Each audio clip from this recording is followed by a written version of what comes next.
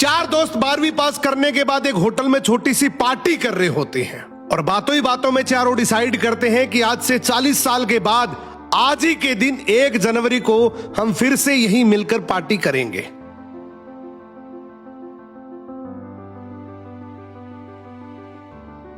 और हां, जो सबसे आखिर में आएगा सबका बिल वही पे करेगा। होटल का वेटर भी ये सब देख रहा था। कहने लगा 40 साल बाद अगर मैं भी यहीं रहा तो आपकी ये पार्टी जरूर देखूंगा। ठीक 40 साल बाद पहला दोस्त होटल पहुंचता है तो देखता है वो होटल अब 5 स्टार बन चुका है।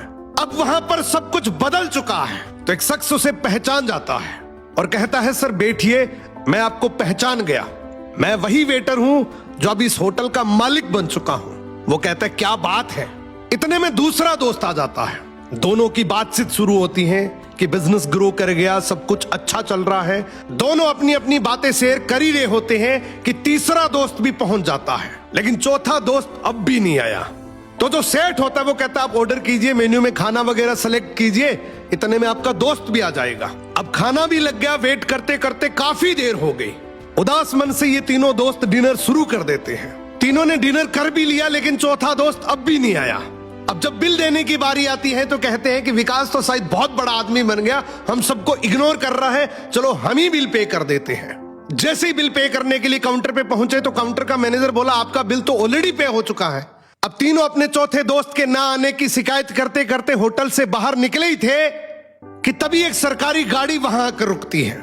उसमें से एक लड़का उतरता है और तीनों के पैर छूते हुए कहता है मेरे पापा टीचर बन गए थे, मुझे कलेक्टर बनाने के काबिल कर दिया, लेकिन अफसोस मेरे पापा आज से 1 महीने पहले ये दुनिया छोड़कर चले गए। उन्होंने आखिरी वक्त में आपके इस वादे के बारे में मुझे बताया था और कहा था कि जब तीनों पार्टी खत्म कर ले तो उसके बाद तू वहां जाना और पेमेंट वगैरह कर देना।